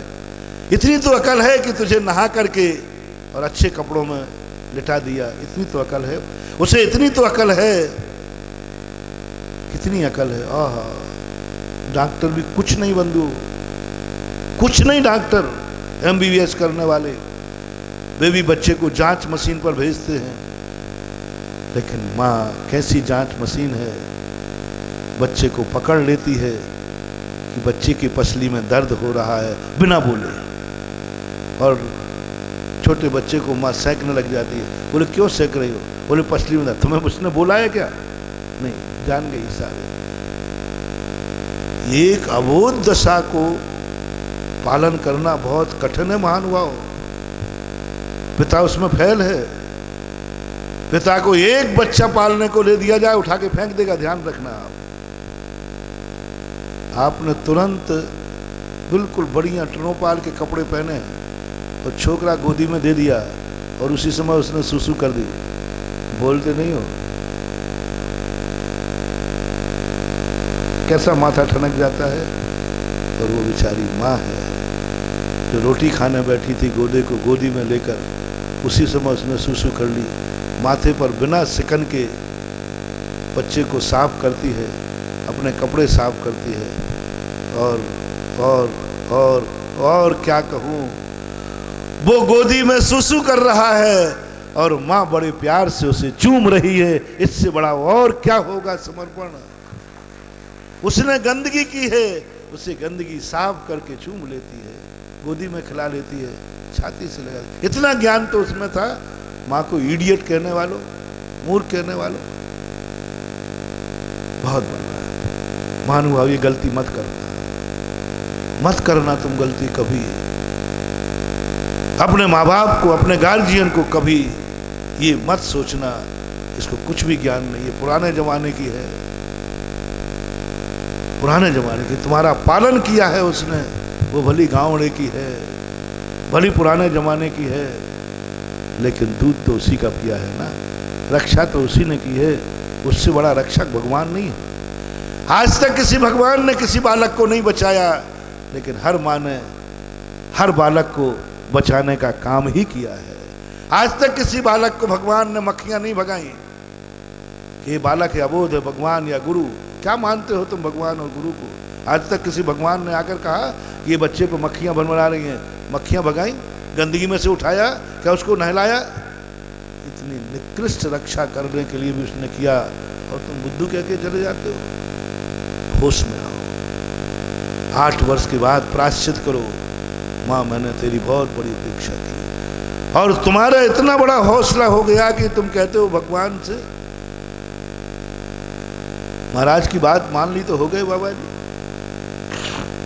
मैंने तुम अपने आप को बहुत ज्ञानी मानने लगे, उसी दिन से तुम्हारा विनाश चालू हो गया, चालू हो गया। इतने मात कह दिया कि महाराज क्या जानते हैं, महाराज को क्या ज्ञान है। आप लोग सोचते भी हो, कई बार मैं आप लोगों की बुराइयां ही तो करता रहता, और क्या करूं, आपके किए हुए कृत्यों को नकारते ही तो रहता हूं। आपको जो जो पसंद है उसी की तो मैं बुराई करता हूं, उसी की बुराई करता हूं। आपको जो जो पसंद है उसी की बुराई आपको बुरा लगता है, मुझे मालूम है लगता है, ऊपर से नहीं कहोगे, आपका करना बता रहा है कि आप मुझे बुद्धू मानते हो। मैंने कहा गुटखा मत खाना, तुमने खा लिया, क्या मान के खा लिया? महाराज को ज्ञानी मान के छोड़ दिया या अपने को ज्ञानी मान के खा लिया? कुछ नहीं होता इससे। महाराज तो कहते ही रहते हैं कुछ नहीं होता। कोई नरक जाता है, रात में खा लिया तो महाराज कहते नरक जाए, कोई जाता है क्या? ऐसा हो गया, चलो महाराज को तो क्या बंधु, अब तुम्हारा विनाश हो गया, अब तुम्हारा। इसलिए ये कभी मत समझना। मैंने कहा बेटा सेल्फ हास को तुमने कब जाना? बोले सुना है, दूसरों को खाते देखा है। मैंने कहा बस इसी प्रकार से। जब मैं बिहार में था, हजारीबाग के पास ईसरी के अंदर आचार्य महाराज थे, वहाँ एक व्यक्ति ने कहा कि महाराज जी आप संसार की बातों की बुराई करते हो। यही कहा, तो आपको मालूम तो है नहीं कि इसमें बुराई क्या है, तो कैसे करते हो? तो पूज्य गुरुदेव ने कहा कि हे महानुभाव, 2 प्रकार के लोग होते हैं। एक प्रकार के वे लोग होते हैं जो गड्ढे में गिरने के बाद चेतते हैं, और एक वो होते हैं दूसरे को गिरता हुआ देख करके चेत जाते हैं। दोनों में ज्ञानी कौन है? एक गड्ढे में गिरने के बाद चेतता है, अरे यहाँ गड्ढा है, और एक दूसरे को गिरते हुए देख करके समझ जाता है। दोनों में से ज्ञानी कौन है? बोलो ना आप लोग। तो आचार्य ने कहा हम वही ज्ञानी हैं कि तुम्हें गिरते हुए देखकर रास्ता सही चुन लिया, दुनिया को गिरते हुए देख करके चुन लिया। 2 बालक होते हैं, माँ कहती है बेटा देख के दीपक को मत छूना, वो तत्ता है। बच्चा कहती रहती है, वो सुनते ही नहीं। माँ कहती देख बेटा तत्ता है, छूना मत। वो मानते ही नहीं, दीपक को ऊपर रख देती है। देखो अब वो छोटा सा बालक अभी कुछ भी नहीं जान रहा है, घुटनों के बल चलता है, लेकिन वो माँ की क्या उपेक्षा कर रहा है। माँ जो बोल रही वो झूठ है, सब गलत है, तो बोलती रहती है, ये तो माँ डराती रहती है मुझे। और बालक उसी दीपक के पास जाता है और खूब प्रयास करते हैं, ये देखे नहीं मानता। माँ इधर उधर होती है, दीपक को छू लेता है, हाथ जल जाता है। अब चिल्लाता है, अब चिल्लाता है। माँ कहती क्या हो गया? बोले माँ हूँ तत्ता है। अच्छा समझो महानुभाव, बस यही धर्म है। माँ कह रही है, उस समय तत्ता मान जाओगे, उंगली जलने से बच जाएगी। और कल तुम तत्ता कहोगे, कहना तो पड़ेगा बेटा, लेकिन तत्ता तुम जब कहोगे जब उंगली जल चुकी, कहना तो पड़ेगा। बहुत बार लोग कहते हैं महाराज जी आप इतना प्रवचन करते हैं, लोग तो कुछ तो मानते नहीं, कोई प्रभाव नहीं पड़ता। मैंने कही भैया मेरा प्रवचन कभी खाली नहीं जाएगा, मेरा प्रवचन खाली नहीं जाएगा। ब्यावर वाले सुन लो, जो सुनने नहीं आ रहे वे भी सुनेंगे, पक्का है। मेरा प्रवचन और खाली चला जाए, अरे भगवान के नाम असंभव, असंभव। एक भी व्यक्ति ब्यावर का नहीं बचेगा जो मेरा प्रवचन नहीं सुनेगा, सब सुनेगा। महाराज जी यहाँ नियम ले लिया कि हम प्रवचन सुनेंगे नहीं, सुनेगा, मैं कह रहा हूँ। आज नहीं सुनेगा कल सुनेगा, आज नहीं सुनेगा ठोकर खाने के बाद सुनेगा, आज नहीं सुनेगा नरकों में सुनेगा, बिल्कुल दी सेम। यहाँ नहीं आया, अब नरक मिलेगा मुझे, नरक वो यही पंडाल दिखेगा, सब उसको सब दिखेगा अवध ज्ञान में। महाराज प्रवचन देते थे, मैं घर में सो रहा था, मैं सुनते ही नहीं था। महाराज ने ये कहा सारे प्रवचन याद होंगे, सुनेंगे जरूर, फर्क कितना है, यहाँ सुन लोगे तो ऊपर पंखा भी है ना, साइड में शायद कूलर भी, और जमीन पे फर्श बिछाए बढ़िया। यहाँ सुन लोगे तो थोड़ा कूलर की हवा भी मिलेगी, और तुम वहां सुनोगे जहां मेरू समान लोहे गल जाए तो भी वहां पर कोई ठंडी हवा चलने वाली नहीं, उस समय तुम सुनोगे। बस यही तुम्हारी मूर्खता होगी। वहां सुनोगे जहां मेरू समान लोहे गल जाए, ऐसी गर्मी, ऐसी उष्णा, जब तड़पोगे तुम तब याद आएंगे, रह रह के याद आएंगे गुरुदेव के वचन। हर माँ को याद आता है, हर बेटे को बड़े में याद आता है कि मेरी माँ ने क्या कहा था, मैंने नहीं माना। आता है बाद में, बहुत बड़े याद है। अभी थोड़ी मस्ती चढ़ी हुई है ना, जब वो तत्ता लग गया, अब माँ कहती छू ले, नहीं माँ वो तत्ता है, वो तत्ता है। बोलो ज्ञानी कौन है? पहला बात, जो माँ का कहना मानते। महाराज ने कहा देखो, जो दुनिया को करना जरूरी नहीं है, पाप करना जरूरी नहीं है, पाप को समझना जरूरी है। पाप करने के बाद छोड़ते हैं, वो ऐसे ही धर्मात्मा है जैसे जेल में जाने के बाद हर व्यक्ति धर्मात्मा बन जाता है। जेल में कोई पाप नहीं होता, जेल में कोई मर्डर नहीं होता, जेल में कोई चोरी चपाटी नहीं होती, जेल में कोई झूठ साठ नहीं बोलता, जेल में बिल्कुल कोई परिग्रह नहीं रहता। माथ पहनने के कपड़े रहते हैं, खाने के लिए वो तस्वीर मिलती है वो भी सरकारी होती है, रोटी भी सरकारी, रहने का स्थान भी सरकारी, कुछ नहीं है, कपड़े भी जाए, कपड़ा भी सरकारी। अब वो टोपी लगाते ना, वो देखा तो है कई बार, सब सरकारी माल है, कुछ तुम्हारा है ही नहीं, कुछ भी तुम्हारा नहीं, सब सरकारी है। वहाँ कितने बढ़िया धर्मात्मा है, ऐसे धर्मात्मा तुम बन जाओ ना, बहुत अंतर है। जेल में जाने के बाद हर व्यक्ति धर्मात्मा बन जाएगा, लेकिन जेल में जाने के बाद धर्मात्मा बनने का कोई प्रयोजन नहीं है। अब तो जेल की सजा काटो। ठोकर खाने के बाद हर व्यक्ति धर्मात्मा बन जाता है, ठोकर खाने के बाद हर व्यक्ति माँ बाप को याद कर लेता है। जब ठोकर नहीं लगी उसके पहले मान जाओ तो बन जाएगा। मैंने कहा बेटा सेल फास्ट क्यों नहीं खा रहे हो? बोले महाराज मैंने खाते देख लिया है, बस वो 50% सिलेंडर हो गया।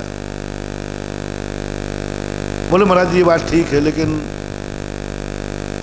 मैं इतने साल से खा रहा हूं, मुझे हुआ तो कुछ नहीं। अब वो आधा नंबर पड़ गया, लेकिन कब नंबर पड़ा? प्रोचनों से नहीं, इन मीठे प्रोचनों से नहीं, जब मैंने सेल फास्ट खिलाने की बात आई।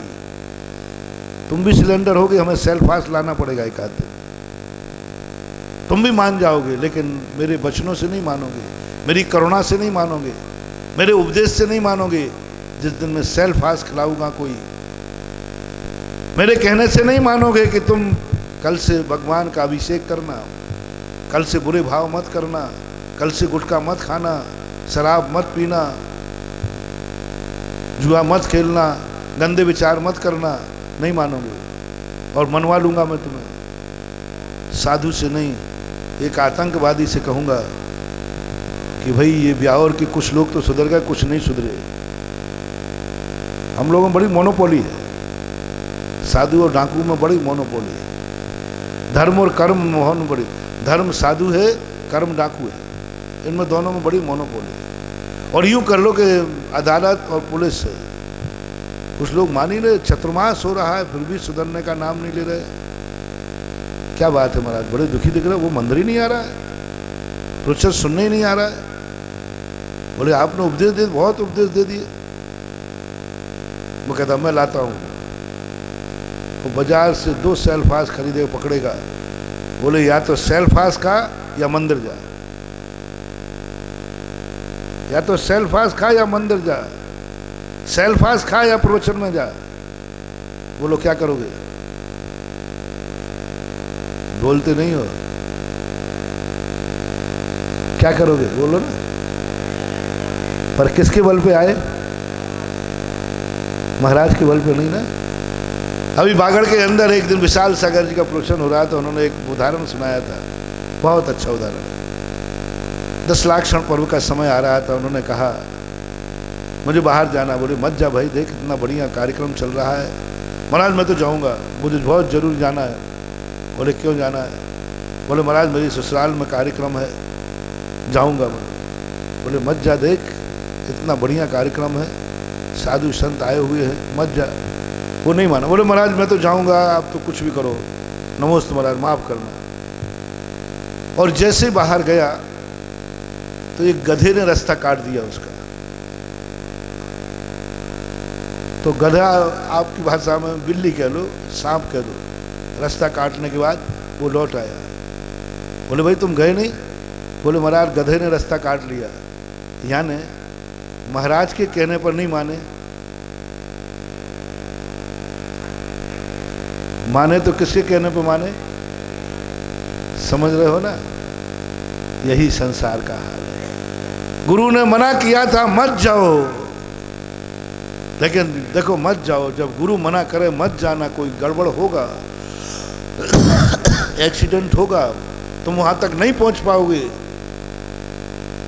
टोक कहलाती है, और वो भी गुरु ने टोक दिया। एक टोक कहलाती, कहीं जाओ, बोले कहाँ जा रहे हैं? नहीं जाओ तो टोक हो गई, रुक जाना आप तुरंत, थोड़ी देर विश्राम कर लेना।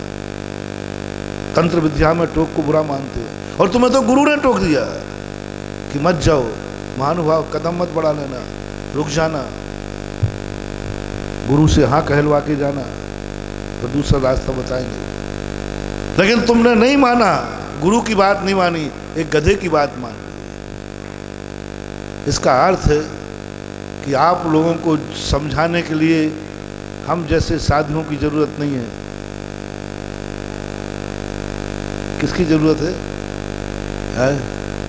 और गधे से मान जाओगे, मुझे विश्वास है। गधा कहता है महाराज इन गधों को समझाने के लिए आप जैसे ज्ञानी साधु की जरूरत नहीं है, गधों को गधा ही समझा पाएगा। सुन रहे हो रे मूर्खानंदो?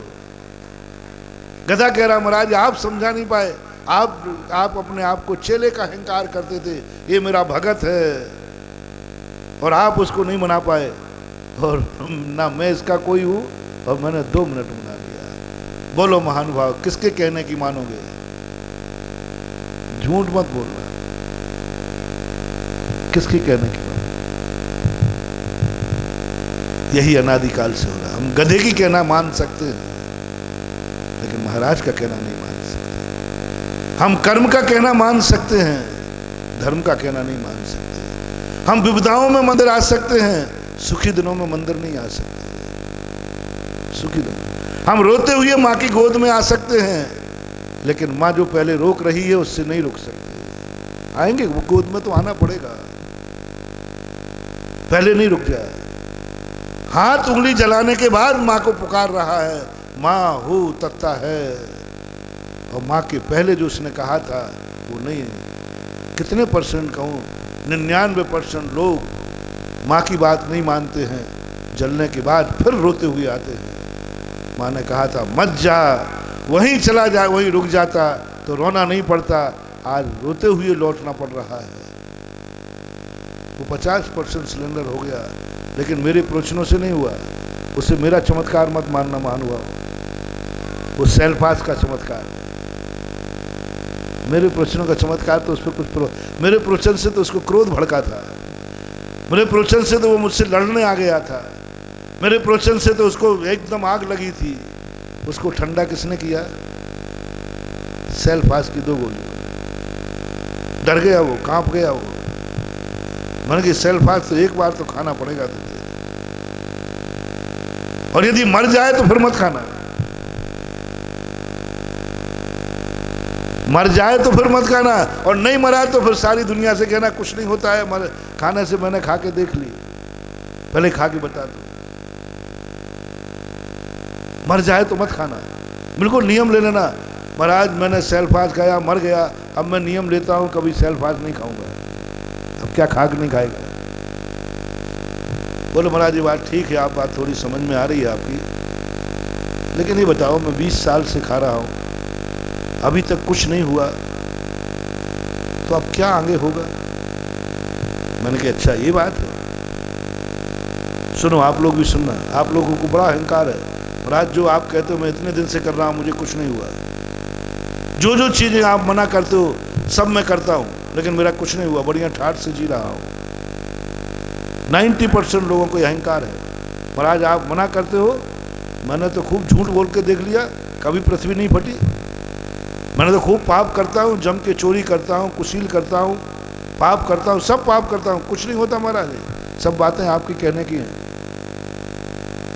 तुमने सब पाप करके देख लिए, लेकिन कुछ भी तुम्हारा नहीं हुआ, इसलिए मेरी बात पर तुम्हारा विश्वास नहीं जम रहा है। मैंने कहा सुनो बेटा, एक बात का उदाहरण और दे दो। एक व्यक्ति ने कहा कि मैं 100 साल का हो गया। कितने वर्ष का? तो मैंने उससे कहा कि दादाजी आप 100 साल के हो गए हैं, अब मरने के दिन आ गए हैं, थोड़ा धर्म ध्यान कर लो। तो 100 साल के दादाजी हंसते हैं, बोले महाराज जी आप भी क्या बात करते हो, 100 साल में आज तक नहीं मरा, अब क्या मरूंगा? 100 साल में आज तक नहीं मरा, अब क्या मरूंगा? एक ड्राइवर बहुत चैंपियन, गाड़ी चलाते ना आप लोग, तो गाड़ी चलाते हुए मैं कहता हूं भैया धीमी चलाया कर, बोले महाराज क्या फर्क पड़ता है, मैं 25 साल से ड्राइविंग कर रहा हूं, 25 साल से ड्राइविंग कर रहा हूं, आज तक एक्सीडेंट नहीं हुआ, अब क्या होगा? बोलो ये भाषा है कि नहीं? 25 साल से गाड़ी चला रहा हूं महाराज, इससे भी भयंकर गाड़ी चला रहा हूं, आज तक कुछ नहीं हुआ, तो अब क्या होगा? ये अहंकार है हर ड्राइवर को, हर पापी को अहंकार है, हर चोर को अहंकार है। मैं इतने दिन से चोरी कर रहा हूं, आज तक नहीं पकड़ा गया, अब क्या पकड़ा जाऊंगा? बस अब पकड़ने का दिन आ गया, अभी तक नहीं पकड़ा जाता। जिस दिन उसके मन में ये भाव आ गया, आज तक नहीं पकड़ा गया, अब क्या पकड़ा जाऊंगा, बस पकड़ने का दिन आ गया। जिंदगी भर से जुआ खेल रहा हूं, कुछ नहीं हुआ मेरा, बढ़िया ठाठ से, बस मिटने के दिन आ गए। जो भी पाप तुम कर रहे हो, जब तुम्हारे मन में, थर्मामीटर ले लेना, डायरी में लिख लेना, जिस दिन तुम्हें ये भाव आया आज तक नहीं हुआ कुछ गड़बड़, अब आगे क्या होगा, बस उसी दिन से तुम्हारे नंबर उल्टी गिनती चालू होगी। आज तक नहीं हुआ, अब क्या होगा? और बोलो किस किस को इस बात का अहंकार नहीं? जो गलत कार्य कर रहे हैं, बोलो किस किस को अहंकार नहीं? मैंने कहा तुम गाली दोगे मुंह में कीड़े पड़ते हैं। बोले महाराज आप भी क्या गप फांकते धुआं में लाठी। मैं 50 साल से गालियां दे रहा हूं परायों को। कई लोगों की आदत होती घर में भी बोलेंगे तो महाराज मेरे मुंह में तो कीड़े नहीं पड़े, आप जांच करवा लो। तो मैंने कि आगे पड़ जाएंगे। बोले महाराज आप भी क्या पागलपन की बात करते हो, 50 साल में हम नहीं पढ़े, 20-25 साल में क्या पढ़ेंगे। बोलो ये अहंकार है कि नहीं है? झूठ बोलने वाला भी यही अहंकार करता है। आज तक झूठ बोला, कभी कुछ नहीं हुआ, अब क्या होगा। एक भी व्यक्ति ऐसा नहीं है जिसको ये अहंकार ना हो, हर क्रिया में। तभी तो आप उसको बार बार करते हैं। बार बार किस दम से करते हैं कि कल किया था ना कुछ नहीं हुआ तो आज भी नहीं होगा, कल किया था कुछ नहीं हुआ तो आज भी नहीं होगा। ये किस किस के मन में भावना नहीं है, बोलो, सबके मन में भावना है। मैंने कहा बताओ दादाजी का वो प्रश्न कैसा था। वो ड्राइवर कहता है आज तक नहीं एक्सीडेंट हुआ महाराज, अब क्या होगा। अब आगे साधु की जरूरत है, आगे प्रश्नों की जरूरत है, अब आगे गुरु की जरूरत है। किसको गुरु की जरूरत है? जो कह रहा है 100 साल में आज तक नहीं मरा, अब क्या बोलो। बोलो ये उसका कहना अच्छा है कि बुरा? बोलो। बोले महाराज वो पागल होगा, 100 साल में नहीं मरा तो अब जल्दी मरने वाला है। मैंने कि बस वह पागल आप ही है कि 20 साल से खाया आज तक कैंसर नहीं हुआ, अब क्या होगा, बस होने ही वाला है, बस होने ही वाला है, कोई ज्यादा देर नहीं है, होने ही वाला है, ज्यादा देर नहीं है। क्योंकि तुम्हारे मन में भाव आ गया 20 साल में खाया आज तक नहीं हुआ, अब क्या होगा, बस होने ही वाला है। जयपुर की घटना है 96 की, 94, और मेरा चतुर्मास अजमेर में था। मुश्किल से 2-2.5 महीने हुए। भाद्र के मन में उसके पिताजी आए, बोले महाराज जी बेटे को बचा लो, उसने आपको नमोस्तु बोला है, प्रणाम बोला है। नहीं क्या बात है? बोले महाराज वही ना जो आपसे बहस कर रहा था, मैं समझ गया, भक्तों को कम पहचानता हूँ। तुरंत ज्ञान में गया, हाँ क्या बात हुई? बोले महाराज उसने प्रणाम बोला है। बोले महाराज ने उनसे कहा कि महाराज से कहो मुझे बचा लेगा।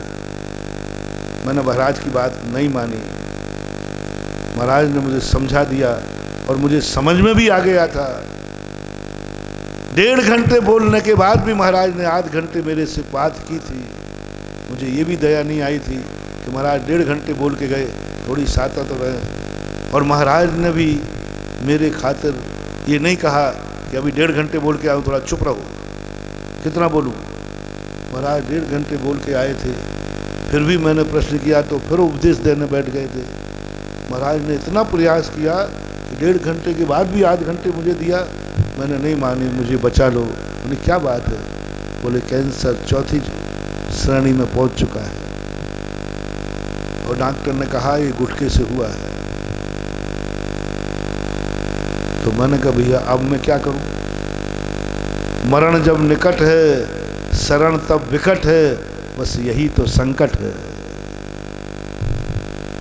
मरण जब निकट है शरण तब विकट है, बस यही तो संकट है। अब मैं क्या कर सकता हूं? उस दिन मेरे हाथ में था, उस दिन वो सोचा लेता कि 100 साल में नहीं मरा तो अब जल्दी मर सकता हूं, 20 साल में कैंसर नहीं हुआ तो अब जल्दी हो सकता है, जल्दी हो सकता है। इसलिए कोई बात नहीं, खा लिया 20 साल, आज गुरु ने कहा है तो छोड़ता हूं, गुरु ने कहा है तो छोड़ता हूं, छोड़ देता तो शायद आज बच जाता है। इसलिए महानुभाव, गलतियों को जब अपन कोई बड़ा आदमी कहे तो बड़े आदमी ये मत समझना कि कुछ जानते नहीं है। पावन आत्माओं को ये कभी मत समझना कि वो पाप को नहीं जानते, वो पाप को भी जानते हैं और पापी को भी जानते हैं। आपने देखा पुलिस पापी नहीं है। पुलिस को एक पढ़ाया जाता है अपराध शास्त्र, क्रिमिनोलॉजी बोलते, क्या बोलते उसको, अपराध शास्त्र। मतलब कि पुलिस वालों को अपराध शास्त्र की क्या जरूरत पड़ी? क्या उनको ढाका डालना है क्या? अपराध शास्त्र पढ़ाया जाता है पुलिस वाले को। ये मत समझना कि ये पुलिस वाला है चोरी करना नहीं जानता है। ये मत समझना कि पुलिस वाला है चोरी करना नहीं जानता है। ये मत समझना कि पुलिस वाला है चोर को नहीं जानता है। वही पुलिस वाला सच्चा है जो चोरी करना जानता है और चोर को भी जानता है। वही व्यक्ति दुनिया में सुरक्षित कर लेगा। वह तुरंत जान लेगा चोरी कहाँ से की जा सकती है। किसको ज्ञान करा रहा हूं चोरी का? पुलिस वाले को चोरी करना आना चाहिए। यदि चोरी करना पुलिस वाले को नहीं आती है, वो पुलिस वाला कभी भी रक्षक नहीं बन सकता। चोरी करना आता है, सिखाया जाता, पढ़ाई है, कोर्स है। कैसे कैसे अपराध होता है सीखो, कैसे कैसे चोर कहाँ से आ सकता है सीखो, चोरी किस ढंग से हो सकती है, कितने तरीके चोरी के होते हैं। इतने बड़े बड़े ऑफिसर होते हैं, इनको चोरी करना किसी को सीखना हो तो एसपी से, डीआईजी से, आईजी, बड़े बड़े पोस्ट वाले होते हैं। ये बहुत पढ़े लिखे चोर होते हैं, इनको चोरी का बहुत ज्ञान। ये जो डांका डालने वाले चोर थे तो बिना पढ़े लिखे, इन्होंने तो एमए किया है कर्मलाजी से, अपराध शास्त्र, अपराध शास्त्र कोर्स में। गजब, कैसी बात। उसका नाम ही है। बोले किस शास्त्र से एमए किए? किस शास्त्र से एमए किए? बोले अपराध शास्त्र से, धर्मशास्त्र से नहीं। आपके कॉलेज में कोर्स में एक एमए अपराध शास्त्र से भी होती है। धर्मशास्त्र होती कि नहीं होती है तो मुझे पता नहीं, ये तो शायद है भी नहीं। किसी यूनिवर्सिटी में शायद धर्मशास्त्र से एमए नहीं होगी। एमए पीएचडी तो है, संस्कृत कॉलेजों से है, लेकिन सरकारी यूनिवर्सिटियों में शायद धर्मशास्त्र से एमए की क्लासें होंगी तो कोई इक्का दुक्का होंगी, नहीं होती। लेकिन अपराध शास्त्र से एमए हर कॉलेज में होता है। जहाँ जहाँ आर्ट फैकल्टी होती है वहाँ अपराध शास्त्र जरूर होता है। मैंने उसमें पढ़ाया क्या जाता है, मैंने एक दिन टेक्स्ट बुक मंगा के पढ़ी, सब पापी पाप लिखे थे, सब अपराध लिखे थे। कैसे लोग मर्डर कर सकते हैं, किस तरीके से उस लाश को छुपा सकते हैं, किस ढंग से वो अपने निशानों को समाप्त कर दे। मैंने गजब, ये किताब किसी चोर को लग जाए तो वो तो कबाड़ा कर देगा। सब लिखा था, चोर कैसे अपराध करता है, उसको कैसे निशान मिटाता है, किस किस ढंग से उसको छुपाता है, ये सारा कोर्स में है। कोर्स में, भारत के कोर्स में है और पढ़ते हैं। इससे सिद्ध हुआ पुलिस बनने के लिए पहले क्या समझना पड़ेगा? बोलो, अपराध समझना पड़ेगा। इसी प्रकार साधु बनने के लिए पहले क्या समझना पड़ेगा? पाप को, पापियों को। जैसे पुलिस ऑफिसर बनने के लिए अपराध को समझना पड़ेगा, अपराधी को समझना पड़ेगा, इसी प्रकार पावन और पवित्र बनने के लिए पाप को और पापी को समझना पड़ेगा। अन्यथा 16 का व्यक्ति 16 का नहीं, अशुद्धि की भी पहचान नहीं होगी। तो 16 के कपड़े पहनने के लिए किसको पहचानना जरूरी है कि 17 के कौन से, अशुद्ध कौन सा है? मुनि बनने के पहले जानना चाहिए कि पाप क्या है और पापी क्या है। और जो पाप और पापी को जाने बिना साधु बन जाएगा वो भ्रष्ट हो जाएगा। निश्चित मानना, भ्रष्ट होगा, भ्रष्ट हो गया। जिस अपर पुलिस वाले को ये मालूम नहीं कि अपराध कैसे होता है, ध्यान रखना, चोर इतना कलाकार होता है कि एसपी का जेब काट लेता है। अजमेर में हुआ, मैं वहीं था। अजमेर में एसपी का जेब काटा, बड़ी चुनौती से कहा, दरगाह का कार्यक्रम था। उन्होंने कहा क्यों रे तुम धर्मात्माओं का जेब काटता है, क्यों काटता है? बोले साहब मेरा धंधा है। धंधा है, मेरा काट सकता है क्या? बोले सर चुनौती मत दो। बोले मेरा जेब काट सकता है, मैं एसपी हूं। बोले सर चुनौती मत देना। तो एसपी को थोड़ा अहंकार आ गया।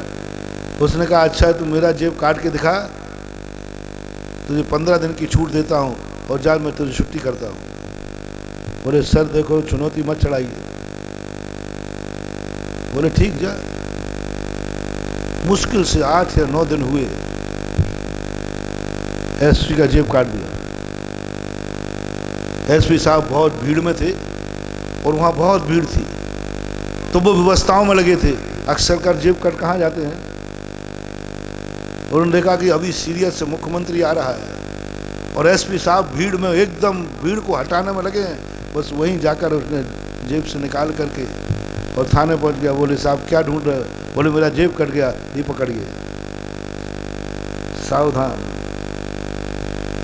जिस ऑफिसर को जेब काटने की कला नहीं आती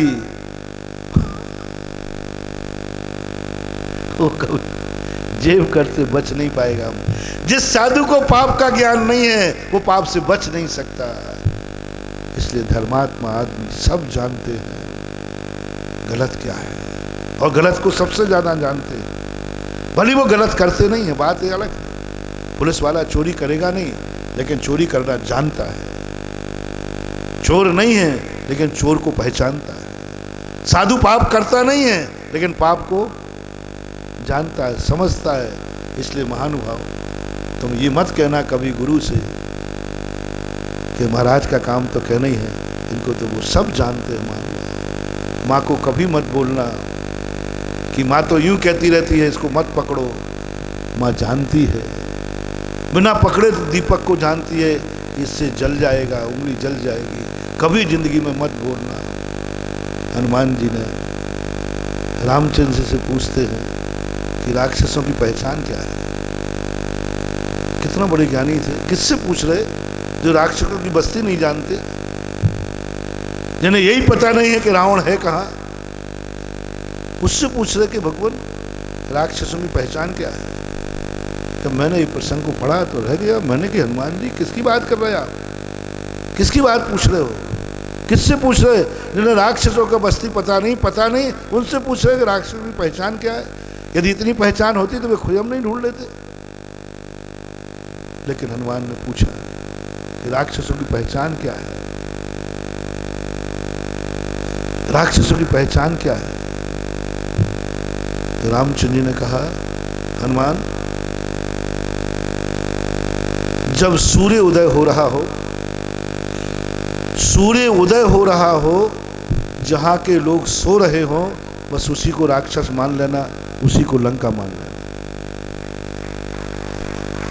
क्योंकि आर्यपुत्र प्रातः काल की बेला में सोता नहीं, प्रातः के काल के बेला पाप नहीं करता, अशुभ कार्य नहीं करता, इसलिए तुम उसे मान लेना। अब हनुमान ने किससे पूछा? जिन्हें लंका का पता नहीं है, कुछ भी मालूम नहीं, और उससे पूछ रहे हैं कि कहाँ है, कैसे है राक्षस। अब सोचो कभी ऐसा हो तो आज हनुमान जी यदि वही लक्षण लेकर के और आकाश से निकलें कि जहाँ लोग सूर्य उदय के पहले सो रहे हो वही राक्षस है, तो बोलो ब्यावर का क्या होगा? हनुमान तो सीधा साधा आदमी, सीधा साधा आदमी। वो तो कहेगा बार बार भगवान से क्या पूछ रहा है? उनका जहां सुबह सोते पाए जाएं वही राक्षस, वही लंका, उसी को हमें जलाना है। तो ब्यावर तो अब बचने वाला नहीं। अच्छा रहा बेटा, हनुमान ने यहाँ आना बंद कर दिया, नहीं तो अयोध्या जला डालते, भारत जला डालते। प्रकृति ने कितना अच्छा कहा, हनुमान जी आप भारत में नहीं आओगे अब। बोले क्यों? नहीं तो तुम सत्यानाश कर दोगे। बोले क्या कर दूंगा? बोले अब लंका में जो लक्षण था वो लक्षण भारत में आ गया है, और तुम बार बार भगवान से पूछोगे नहीं, तुम तो कहोगे यही लंका है, क्योंकि यहाँ सुबह लोग सो रहे हैं। पहचान बनाई तो क्या बनाई, ये साधारण काम नहीं था बंधुओं।